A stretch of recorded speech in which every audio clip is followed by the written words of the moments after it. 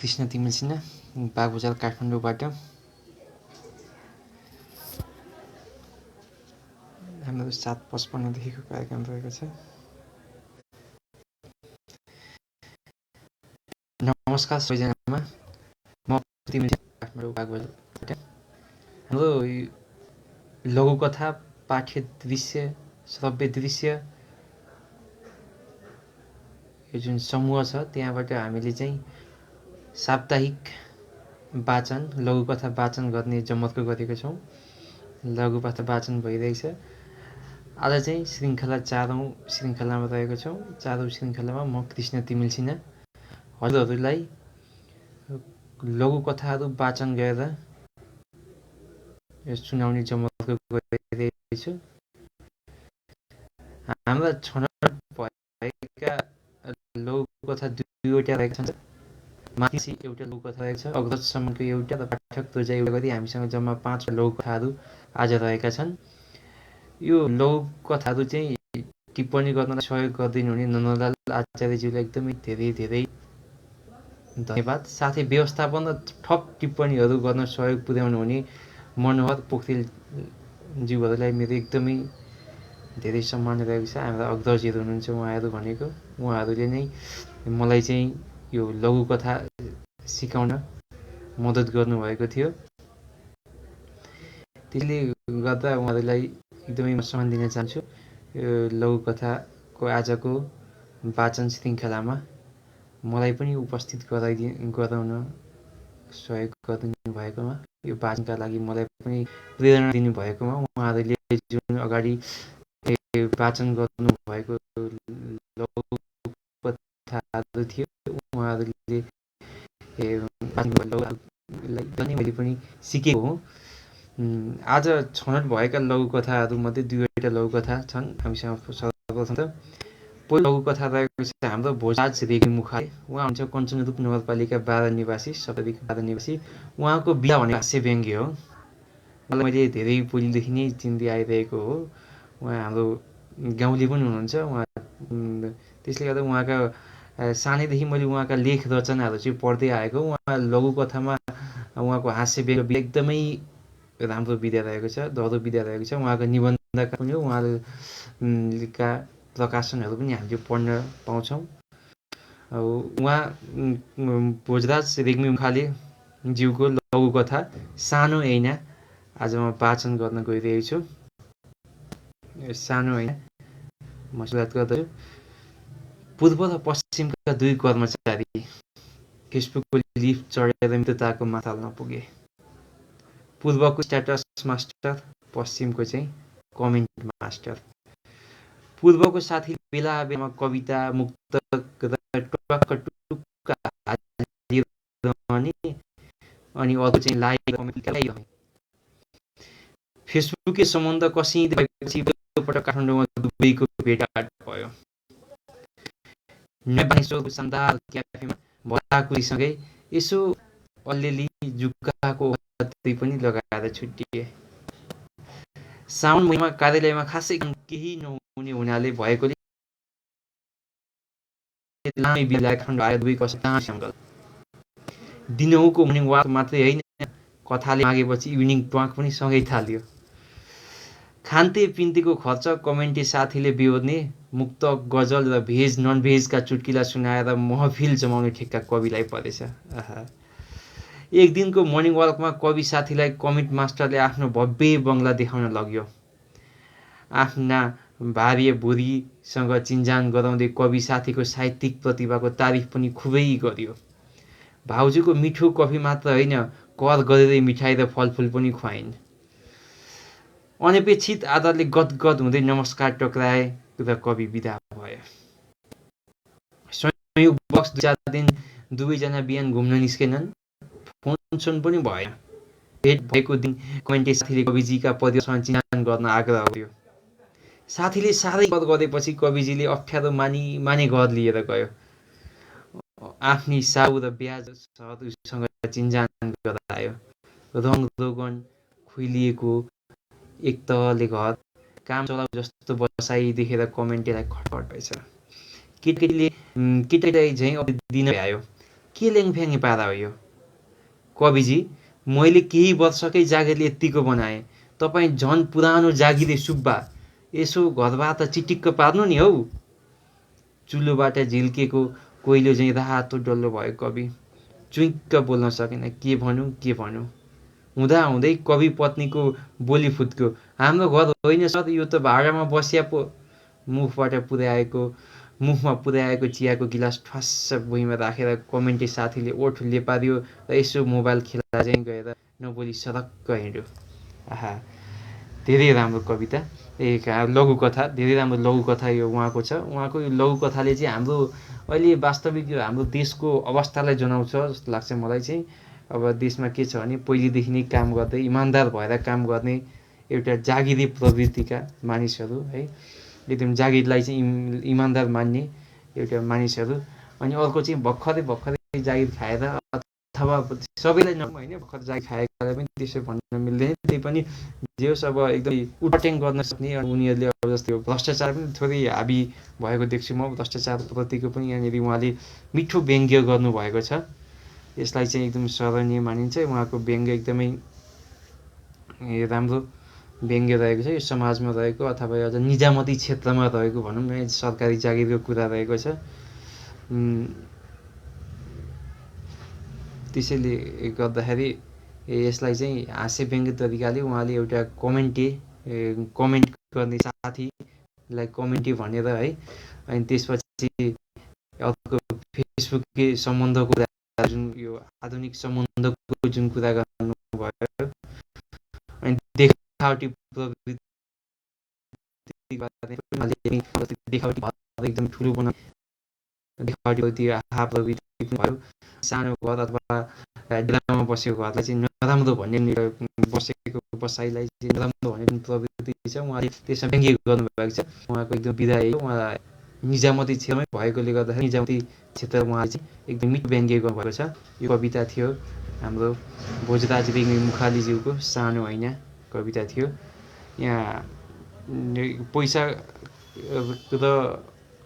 पैसा र दिमागको सम्बन्धको बारेमा उहाँले गर्नुहुन्छ। पैसाको सम्बन्धहरू गाँस्ने है, अनि दिमागले सम्बन्धहरू गाँस्नेलाई चाहिँ उहाँले एकदमै मिठो व्यङ्ग्य गर्नुभएको छ। यससँगै अब हामी अर्को एउटा लघुकथा, खेल लघुकथा श्रवण गर्दैछौँ। वन्दना घिमिरेज्यूको खेल लघुकथा। उहाँको स्थायी ठेगाना चाहिँ गट्ठाघर भक्तपुर रहेको छ। उहाँ चाहिँ लघुकथा को अग्रज हुनुहुन्छ। उहाँले पनि लघुकथालाई चाहिँ सकारात्मक र नकारात्मक टिप्पणी गर्न सक्ने क्षमता उहाँ रहेको छ भनेर चाहिँ मैले उहाँको केही लघुकथाहरू पनि पढेको छु। उहाँमा सकारात्मक र नकारात्मक टिप्पणी गर्ने लघुकथाका कस्ता यो चाहिँ सकारात्मक पक्ष हो, यो चाहिँ नकारात्मक पक्ष हो भनेर उहाँले टिप्पणी गर्न सक्ने क्षमता राख्नुहुने व्यक्तित्व हुनुहुन्छ उहाँको लघुकथा खेल लघुकथा म यहाँ वाचन गर्न गइरहेको छु। 13 वर्षको म बेहुला, 10 वर्षकी ऊ बेहुलीको बिहे भयो। बिहे के कसरी भयो सम्झना छैन, सुपारी खेलेको मात्रै सम्झना छ। बिहेको 1 सातापछि म गाई चराउन ऊ बाख्रा चराउन गयौँ। गाई बाख्रा चराउन जङ्गलमा लगाइदिएर सबै गोठाल्नी ठुलो पलचौतारीमा जम्मा भयौँ। केटा भन्दा धेरै केटीहरू थिए। गट्टा खेल्न निदो भयो। मैले गट्टा खेलेको देखेर मेरी बेहुलीले हाँस्दै छोपेर भने, हिही तपाईँलाई गट्टा खेल्न आउँछ? मैले भने मलाई त आउँछ, तपाईँलाई पनि आउँछ? उसले भने, उहाँ माइतमा पनि खेलेको दाजीसँग बाख्रा चराउन जाँदा आउँछ। 1 महिना जति सँगसँगै गोठालो गयौँ, गट्टा खेल्यौँ। गट्टा खेल्न र गाई बाख्रा हेर्न साथीहरू नभए पनि हुने भयो। रमाइलो भयो। केही दिनपछि उसका बा आए कोसेली पात लिएर, छोरी लिएर जान। जस्केले दैलोबाट बाहिर निस्केर उसले भने, अब कोसँग जानुहुन्छ गोठालो? मैले अँध्याएर मुख लगाउँदै भने, खोइ एक्लै होला, दिदी उसको घर गइहाली, त मैदाली फर्काउन जाने भइस्। घरभित्रबाट बाले हेरे जस्तो लाग्यो। म दौडेर मूल ढोकाबाट भित्र पसेर ससुरा बाको छेउमा बसेँ। ससुरा बा छोरी लिएर गए। उनीहरू गएको आँगनको डिलबाट हेरिरहे। 5 वर्ष जति पछि पात्र हेरेर बाले भन्नुभयो, ससुराली गएर बुहारी लिएर आइज। मैले भने, मै जानुपर्छ, तपाईँ गए हुँदैन? बाले भन्नुभयो, तँ जाँदा सजिलो हुन्छ, जा। म गए वस्तुभाव हेर्न गाह्रो हुन्छ तिम्रो आमा छोराहरूलाई। म गएँ मेरी बेहुली लिन। 2 दिनपछि कोसेली पात 4वटा भरियालाई बोकाएर बेहुली सहित पठाएँ। आमाले मेरो कोठाको भुइँमा बेहुलीलाई ओछ्यान लगाइदिनु भयो। मैले जिस्काएँ, गट्टा खेल्ने? उसले लाजले सारीको फेरो मुख छोपेर भने नखेल्ने। मैले भने के खेल्ने त, बेहुला खेल्ने? यतिमा कथा समाप्त हुन्छ, लघुकथा समाप्त हुन्छ। यो लघुकथा उहाँले पहिलेको, धेरै पहिलेको नेपालकै अथवा नेपालकै भनौँ न, धेरै पहिलेको यो सानै उमेरमा विवाह गर्ने जुन प्रवृत्ति थियो पहिले, त्यसलाई दर्शाउनु भएको छ। सानै उमेरमा विवाह गर्दाखेरि अब केटाकेटीपनामा बेहुला बेहुली दुवैलाई अब कसरी आफ्नो घर गृहस्थी गर्ने भन्ने बारे थाहा नहुँदाको क्षण। त्यसका साथसाथै पछि बेहुली चाहिँ आफ्नो माइतमा गएर बस्नुपर्ने प्रवृत्तिका बारेमा पनि उहाँले लेख्नु भएको छ। अनि पछि ठुलो भएपछि अथवा युवा अवस्था भइसकेपछि आफूले बाल्य अवस्थामा बेहुला बेहुलीले गरेका कार्यहरू प्रतिको एउटा जुन लाज पनि उहाँले देखाउन खोज्नु भएको छ। अब बाल्य अवस्थामा गरेका क्रियाकलाप र युवा अवस्थामा गर्ने क्रियाकलाप अलग्गै हुने कुरालाई उहाँले एकदमै दर्शाउनु भएको छ। एउटा खेल भन्ने लघुकथाको शीर्षकबाट, खेल लघुकथाको शीर्षकलाई यहीँ टुङ्ग्याउँदै अब हामी अर्को तेस्रो लघुकथा, मातृभाषी लघुकथा पढ्न गइरहेछौँ। यो चाहिँ अनुवाद भएको लघुकथा हो। देवेन्द्र मिश्रज्यू, उहाँ चाहिँ पूर्व अध्यक्ष हुनुहुन्छ मैथिली साहित्य परिषद राजविराजको। उहाँको स्थायी ठेगाना राजविराज रहेको छ। उहाँले चाहिँ अब छिट्टै उहाँले एउटा लघुकथाको सङ्ग्रह पनि बजारमा ल्याउने जमर्को गर्दै हुनुहुन्छ। उहाँ चाहिँ एकदम मैथिली साहित्य भाषामा एकदम अग्रज व्यक्तित्व हुनुहुन्छ। उहाँले मैथिली भाषा साहित्यबाट पनि थुप्रै लघुकथाहरू चाहिँ उहाँले लेख्नु भएको छ। यो एउटा लघुकथा छ, विचार आ अनुभूति। यो मैथिली भाषामा भएकोले गर्दा अब यहाँ बाँड्दा केही अप्ठ्यारो होला, म एकदम क्षमाप्रार्थी छु त्यसप्रति। यो विचार अनुभूति चाहिँ यो लघुकथा म वाचन गर्न गइरहेको छु। एक समय पछि यही सृष्टि कल्याणक सम्बन्धमै विचारिक दुटा शत्रुक बीच आम्ने सामने अन्तर्क्रिया भेल छल। यहाँ चाहिँ दुईटा शत्रु बीचको कुराकानी उहाँले दर्शाउन खोज्दै हुनुहुन्छ। एउटा एक समयमा चाहिँ दुई शत्रुहरू बीच एउटा आम्ने सामने अन्तर्क्रिया भयो भन्ने कुरा, एउटा विचार अनुभूतिलाई उहाँले शत्रुको रूपमा यहाँ प्रस्तुत गर्न खोज्दै हुनुहुन्छ। आएर मनुख के भ्रमित करबा माहिर छे, वर्तमाने के उल्टा पुल्टा को जीवन चले छे। शत्रु एक के विचार सुनिक शत्रु दुई को अनुभूति किछु काल दुविधा में पड़ गेल। शत्रु एक को गप सुनिक बहुत काल धरि गुम रहल। किछु काल में ओकरा लगल विज्ञानबाट भ गेल हो, ओकरा मन में निश्चित भ गेल जे ओ अपन स्वाभाविक पीछी रहल वे आदत सतर्क भ गेल वे। यहाँ चाहिँ विचार र अनुभूति बिचको द्वन्द्व चाहिँ उहाँले देखाउन खोज्नुहुन्छ। विचारले भन्छ म चाहिँ अब विचारको आफ्नै तर्क रहेको छ, अनुभूतिको आफ्नै तर्क रहेको छ। उहाँले त्यो शत्रु एक र शत्रु दुई गएर त्यसलाई प्रस्तुत गर्दै हुनुहुन्छ। हमार प्रश्नक उत्तर नहीं देके छौ त हाम्रा लग न त मस्तक भ क्षमा, मांगी लेबही त भ जेतौ न, आटाल करबा की आवश्यकता। प्रश्न एकले प्रश्न गरेको हुन्छ, शत्रु एकले प्रश्न गरेको हुन्छ, अनि शत्रु दुईले चाहिँ त्यसको उत्तर नदिँदाखेरि प्रश्न शत्रु एकले उसलाई दिएको जवाफ छ।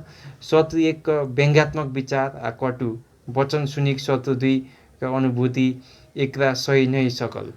भित्री मनस तामस उमडिक आयल, तम से नाई आ तामस प्रकट कहे नाई। शत्रु एक काजी अपन काजे नै छे, से सोचिक शत्रु 2 सहज भाष बस कहलक सौदी एखन किछु कालक लेल छुट छै से सोचिक बेसी खुशी होइबाक नै छै हमरा आ तोरा बीच आकाश जमीन सम्बन्ध है हम जाही जासी ओतय तोहर प्रवेश निषेध छौ हम तोरा लग अपन स्वभावक लग आबि से कहियो सम्भव नै छै यहाँनिर शत्रु 1 ले चाहिँ के भन्छ भने हामी आकाश पाताल शत्रु 2 ले के भन्छ भने हामी आकाश पाताल बीचको फरक छौँ तिमी दिन हो भने म रात हुँ जस्तो कुरा उसले गर्छ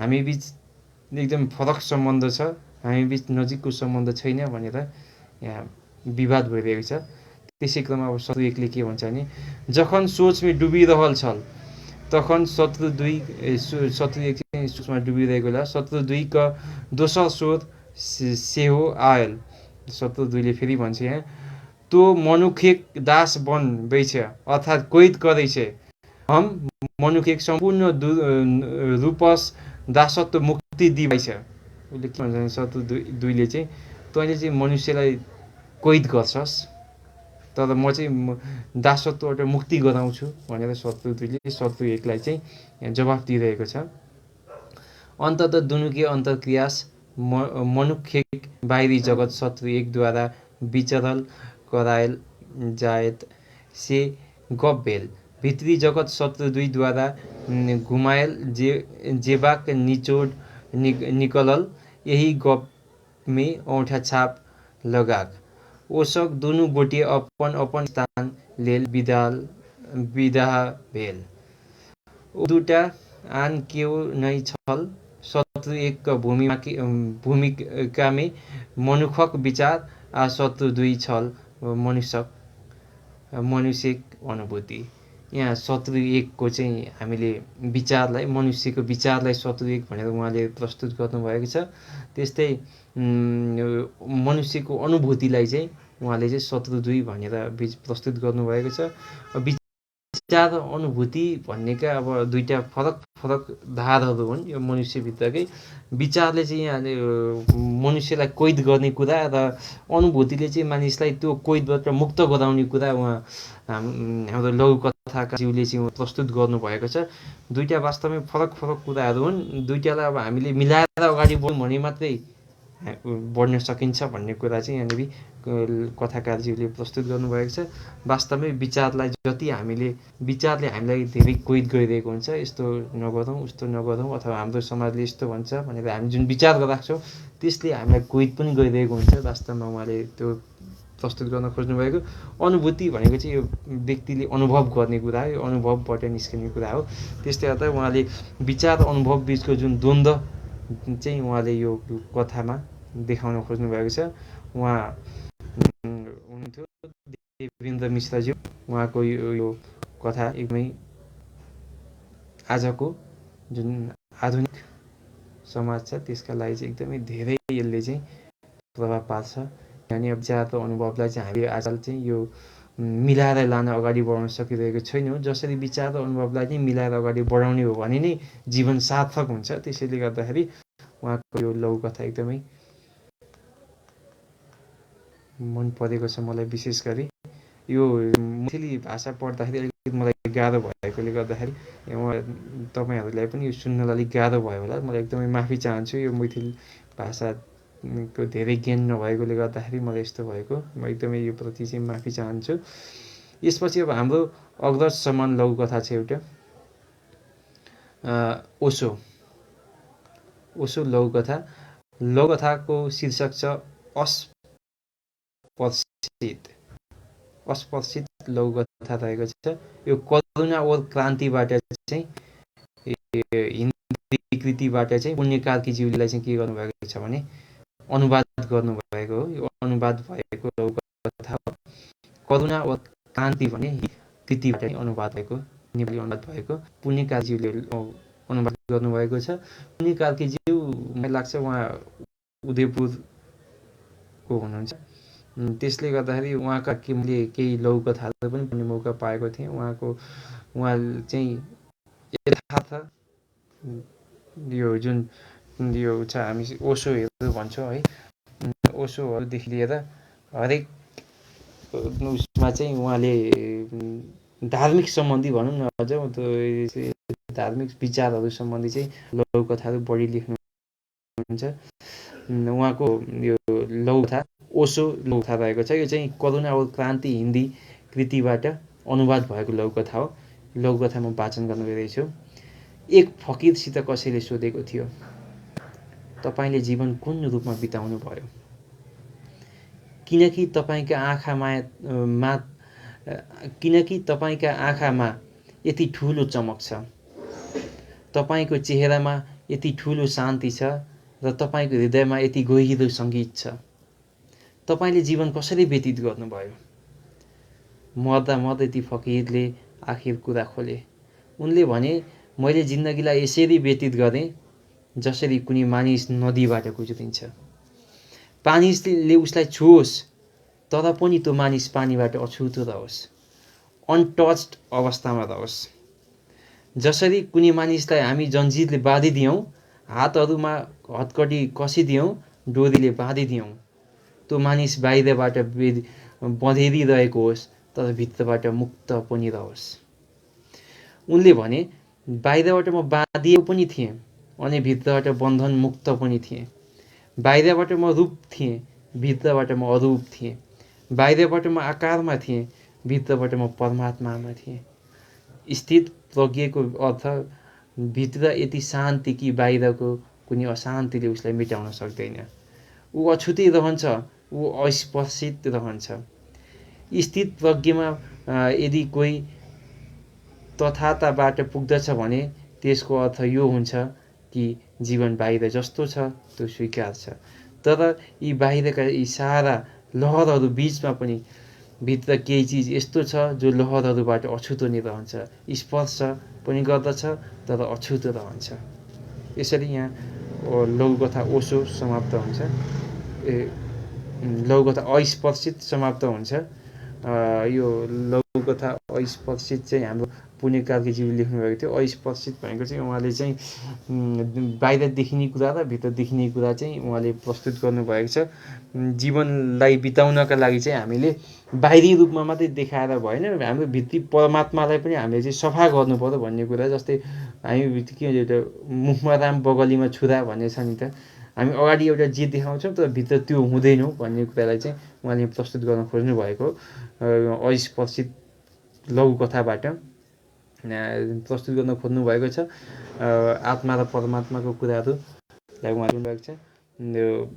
हामीले बाहिरी रूपमा देखिने भन्दा पनि भित्री रूपमा चाहिँ हामीले कस्तो हुनुपर्दछ भन्ने कुरालाई उहाँले यस कथा लघुकथाबाट उहाँले देखाउन खोज्नु भएको छ।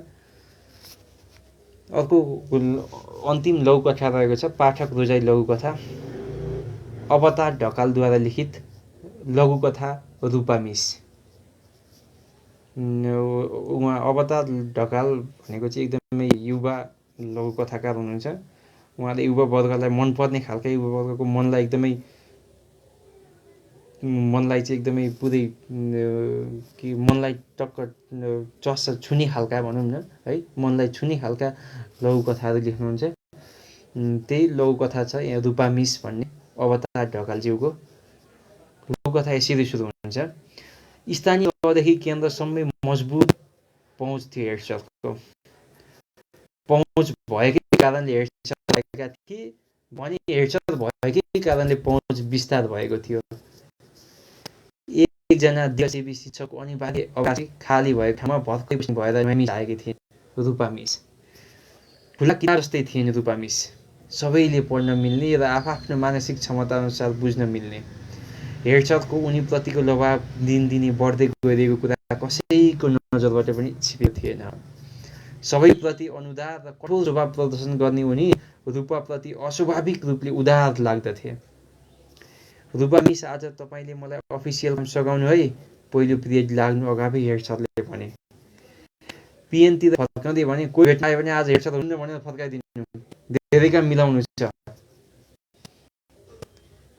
रूपा र हेडसर माथि लागेपछि सबै मुखामुख गरेर हाँसे। टिफिनको समय सबै स्टाफहरू खाजा खाइरहेको बेला हेर्छ तल झरे र दायाँ बायाँ नहेरी सदासो गेटबाट बाहिरिए। अफिसियल कामले गर्दा थाकेर आराम गर्न हेरे जस्तो छ। मिस कति थाकिया होलान्, एकजनाले टिप्पणी गर्यो।